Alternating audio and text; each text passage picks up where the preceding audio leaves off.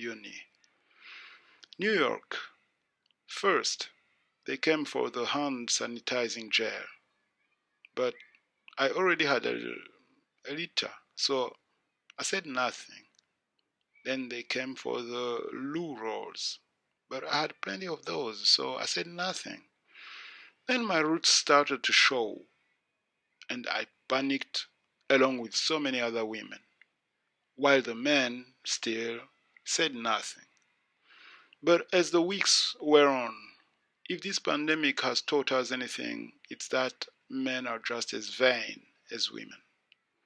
In April, when their hair started to get shaggy, the men finally broke their silence.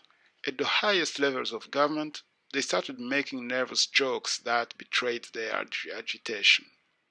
In a speech at the National Assembly, French Economy Minister Bruno Le Maire warned France would start to look like France would start to look like La Gaule chevelu or hairy Gaul, that pejorative term used by Julius Caesar's minions to connote the areas roughly comprising modern-day France and Belgium, unless the country reopened its hair salons.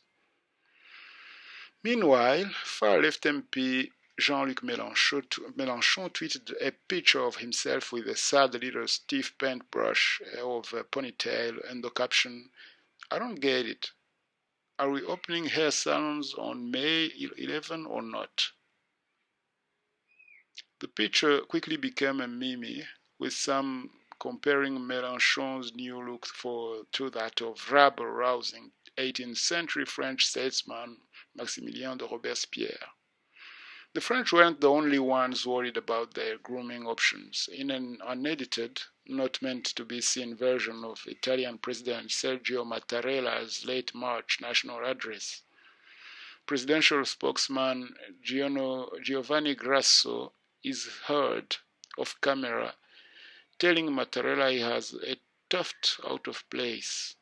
The latter replies with mild annoyance, "Hey Giovanni, I can't go to the barber either."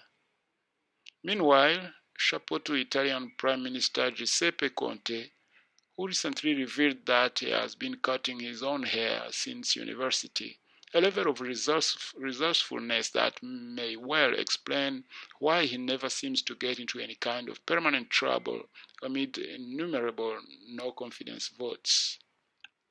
In a crisis that has put a spotlight on the huge survival advantages of the haves over the have-nots, as the wealthy, for example, flee epicenters of infection to sequester themselves in their country homes, hair seemed for a while to be the great social equalizer. No one, neither man nor woman, nor prince nor pauper, could get a haircut.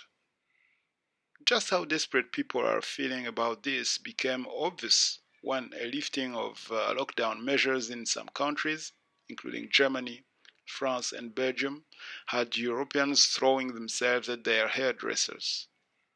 In the last week of April, the German version of the haircut book King web portal Treatwell showed an increase of 1,064% over their normal level for hair appointments.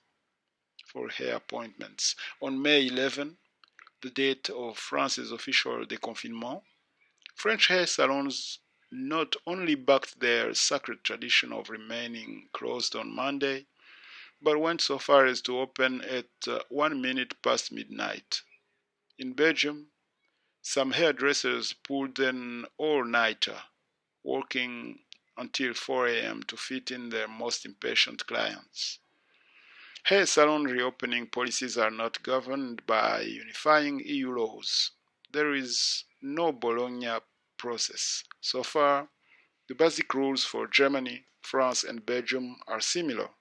Sterilized equipment, masks, no more coffee or magazines, which begs the question where we're supposed to go if we want to read the sticky 14-month-old issues of Paris Match. But if you're living in Germany, you won't have access to all the same services of pulchritude as before. If you're desperate to dye your eyebrows, your only option is to hitch in an illegal ride across the border. You'll also have to shampoo your own hair at the salon before getting it cut, whether you already washed it at home or not. But for all their impatience, Europeans have viewed temporary hirsutism as a necessary evil for which regimes and governments cannot reasonably be blamed. Broadly speaking, the mentality is one of people versus the virus. Not so in the United States, where the people's right to a haircut has become a three-way proxy war between state governments struggling to enforce lockdowns, right-wing extremists who feel that access to barbers is an inalienable right. Next time you see a photo of anti-lockdown protesters, look for the signs among the guns saying, "We want haircuts." And people on the left opposed to making low-paid workers like barbers to expose themselves to danger. So absurd has this haircut war become that in Lansing, Michigan, a group calling itself the Michigan Conservative Coalition held a demonstration called Operation Haircut, in which they defied lockdown by giving free haircuts on the lawn of the state capitol building. I wasn't there, but I have a feeling it wasn't as rousing as the organizers imagined. An outdoor trim isn't exactly Henry V's St. Crispin's Day speech. What is it about the lack of haircuts that pushes people over the edge? We've been denied the right to go to the cinema, to see our parents, to get drunk in public. We're walking with babies on our laps and using Kleenex to turn doorknobs. Regardless of whether we find a vaccine for COVID-19, it's not reassuring to find evidence that, really, we're only 2 centimeters of hair away from a full-on Lord of the Flies situation.